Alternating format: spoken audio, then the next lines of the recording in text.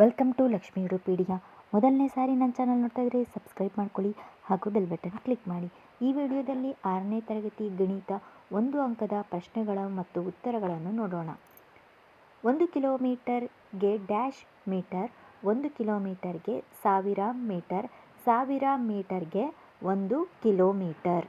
ಒಬ್ಬ ವಿದ್ಯಾರ್ಥಿ 200 ಅಂಕಗಳಲ್ಲಿ 150 ಅಂಕ ಪಡೆದಿದ್ದಾನೆ. ಅವನ ಶೇಕಡ ಅಂಕ ಎಷ್ಟು? ಶೇಕಡ ಅಂದರೆ 100 ಎಂದು ಅರ್ಥ. ಇದನ್ನು ಹೇಗೆ ಕಂಡುಹಿಡಿಯೋದು ಅಂದರೆ 150 ಬೈ 200 ಇಂಟು 100. 100 ಒಂದ್ಲಿ, 100 ಎರಡ್ಲಿ 200. ಅಲ್ಲಿಗೆ 100 ಹೋಯಿತು, 200 ಹೋಯಿತು, 2 ಮತ್ತು 150 ಉಳಿಯಿತು. 102 75ಲಿ 150, ಹಾಗಾಗಿ 75%. 356ರಲ್ಲಿ 5 ಅಂಕೆಯ ಸ್ಥಾನ ಮೌಲ್ಯವೆಷ್ಟು? 5ರ ಸ್ಥಾನ ಬೆಲೆ ಎಷ್ಟು? 5ರ ಸ್ಥಾನ ಬೆಲೆ 50. ಅತ್ಯಲ್ಪ ಧನ ಪೂರ್ಣಾಂಕ ಯಾವುದು? ಅತ್ಯಲ್ಪ ಧನ ಪೂರ್ಣಾಂಕ 1. ಧನ ಪೂರ್ಣಾಂಕ ಶುರುವಾಗೋದು 1 ಸಂಖ್ಯೆಯಿಂದ, ಹಾಗಾಗಿ ಅತ್ಯಲ್ಪ ಧನ ಪೂರ್ಣಾಂಕ 1. 10ರ ಘನ 10 ಟು ದ ಪವರ್ 3. ಇದರ ಉತ್ತರ 10 ಇಂಟು 10 ಇಂಟು 10. 10 ಹತ್ಲಿ 100, 100 ಹತ್ಲಿ 1000, ಹಾಗಾಗಿ ಉತ್ತರ 1000. 10 ನೀವು ಕನ್ಫ್ಯೂಸ್ ಮಾಡ್ಕೋಬೇಡ್ರಿ. 10 ಮೂರಲಿ ಅಲ್ಲ, 10ನ್ನು 3 ಸಲ ಗುಣಿಸ್ಬೇಕು. 10 ಇಂಟು 10 ಇಂಟು 10. 90 ಡಿಗ್ರಿ ಯಾವ ಕೋನ? 90 ಡಿಗ್ರಿ ಲಂಬಕೋನ. 180 ಡಿಗ್ರಿ ಯಾವ ಕೋನ?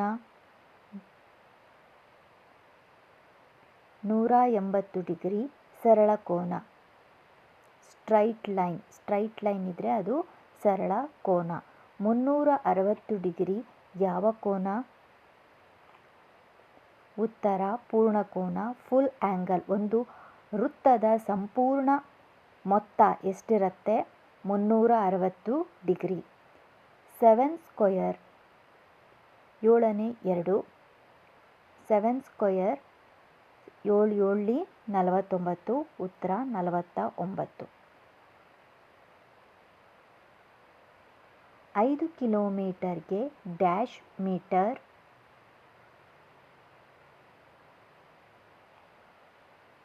ಉತ್ತರ 5000 ಮೀಟರ್. 1 ಕಿಲೋಮೀಟರ್ಗೆ 1000 ಮೀಟರ್. ಹಾಗಾದರೆ 5 ಕಿಲೋಮೀಟರ್ಗೆ 5 ಇಂಟು 1000, 5000 ಕಿಲೋಮೀಟರ್. 8ನೇ 4 ಅನ್ನು ಸರಳ ರೂಪದಲ್ಲಿ ಬರೆಯಿರಿ. ಹೇಗೆ ಬರೆಯೋದು ಸರಳ ರೂಪದಲ್ಲಿ ಅಂದರೆ 4 ಬೈ 8, 4 ಒಂದ್ಲಿ, 4 ಎರಡ್ಲಿ, ಉತ್ತರ 2ನೇ 1. 81 ಭಾಗಿಸು 9, ಉತ್ತರ 9. 9ಲಿ 81, ಹಾಗಾಗಿ 9ಲಿ 81, ಉತ್ತರ 9. 0.5 ಪ್ಲಸ್ 0.3 ಇದನ್ನು ಕೂಡಿಸಿದಾಗ 5 5 5 3 8, ಬಿಂದುಗೆ ಬಿಂದು, ಸೊನ್ನೆಗೆ 0, ಹಾಗಾಗಿ 0.8. 10ನೇ 1 ಡ್ಯಾಶ್ ದಶಮಾಂಶ ರೂಪದಲ್ಲಿ ಬರಿಬೇಕು. 10ನೇ 1ನ್ನು ದಶಮಾಂಶ ರೂಪದಲ್ಲಿ ಹೇಗೆ ಬರೆಯೋದು ಅಂದರೆ 0.1. ಒಂದು ಯಾವಾಗಲೂ ದಶಮಾಂಶದಲ್ಲಿ ಬಿಂದುನ ಮುಂದೆ ಬಿಡಿಯಿಂದ ಸ್ಟಾರ್ಟ್ ಆಗಲ್ಲ, 10ರಿಂದ ಸ್ಟಾರ್ಟ್ ಆಗುತ್ತೆ. ಹಾಗಾಗಿ 0.1. 1ರ ಸ್ಥಾನ ಬೆಲೆ ಎಷ್ಟು? 10, ಹಾಗಾಗಿ 10ನೇ 1 ಅಂದರೆ 0.1. 1 ಶತಮಾನ ಡ್ಯಾಶ್ ವರ್ಷಗಳು. 1 ಶತಮಾನ ಎಂದರೆ ಎಷ್ಟು ವರ್ಷಗಳು ಇರುತ್ತೆ? 1 ಶತಮಾನ ಅಂದರೆ 100 ವರ್ಷಗಳು. 12ನೇ 6 ಅನ್ನು ಸರಳ ರೂಪದಲ್ಲಿ ಬರೆಯಿರಿ. 12ನೇ 1 ಸರಳ ರೂಪದಲ್ಲಿ ಬರೆಯಿರಿ ಅಂದರೆ 6 1ಲಿ 6 2ಲಿ ಅದನ್ನು ಡಿವೈಡ್ ಮಾಡಬೇಕು, ಹೊಡಿಬೇಕು. ಹಾಗಾಗಿ 2ನೇ 1. ಅದನ್ನು ಮತ್ತೆ ನಾವು ಮತ್ತೆ 2ನೇ 1ನ್ನು ಮತ್ತೆ ಹೊಡೆಯೋಕ್ಕೆ ಬರಲ್ಲ, ಹಾಗಾಗಿ ಅದೇ ಅದರ ಸರಳ ರೂಪ. 900 ಸೆಂಟಿಮೀಟರ್ಗೆ ಡ್ಯಾಶ್ ಮೀಟರ್. 900 ಸೆಂಟಿಮೀಟರ್ಗೆ 9 ಮೀಟರ್. 100 ಮೀಟರ್ಗೆ 1 ಮೀಟರ್. ಹಾಗಾಗಿ 900 ಎಂದರೆ 9 ಮೀಟರ್. 100 ಸೆಂಟಿಮೀಟರ್ಗೆ 1 ಮೀಟರ್. 8ರ ಘನ. 8 ಇಂಟು 8 ಇಂಟು 8 8 8ಲಿ 64. 64 ಇಂಟು 8 512. ಉತ್ತರ 512. 8ನ್ನು 3 ಸಾಲಿ ಗುಣಿಸಬೇಕು. 8 8ಲಿ 64. 64 8ಲಿ 512. 2 ಪ್ಲಸ್ 3 ಇಂಟು 4.